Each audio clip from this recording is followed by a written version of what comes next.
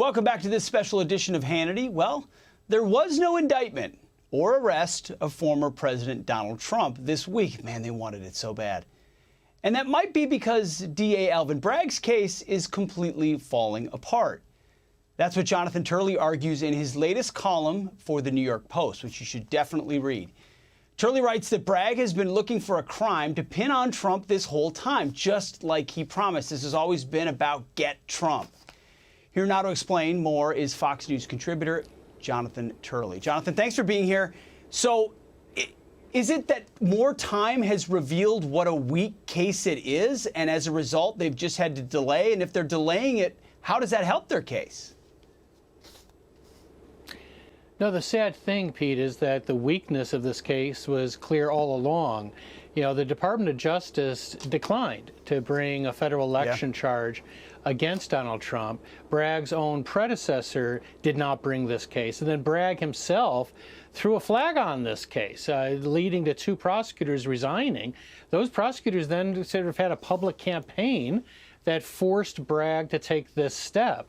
What he's trying to do here is likely unprecedented under this statute.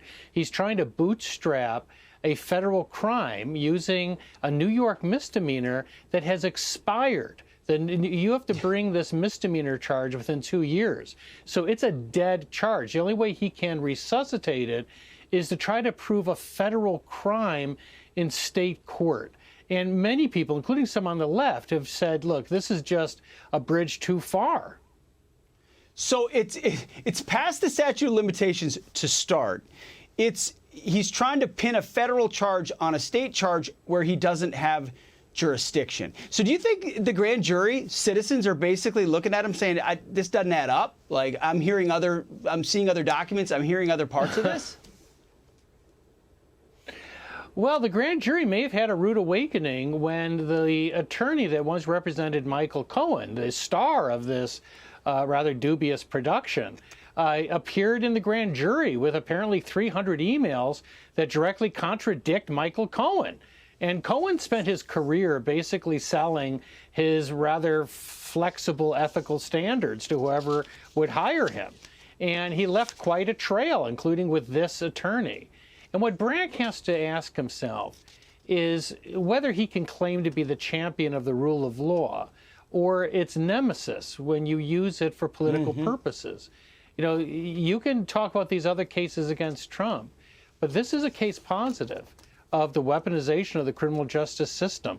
It seems, I think it's inescapable to look at this case and not see it propelled by the politics rather than the law. And real quick, I'm a legal newbie here, Jonathan, but why would this information have been introduced so late? Is it because they wanted the indictment and then they deal with it in court? I mean, why would it get introduced now?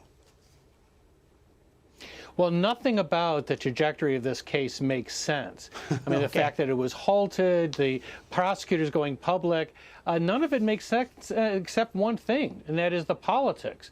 Bragg has always thought the politics was on his side, even if the law was not. So is there still a chance he brings it? I want to be first, even if it gets dismissed?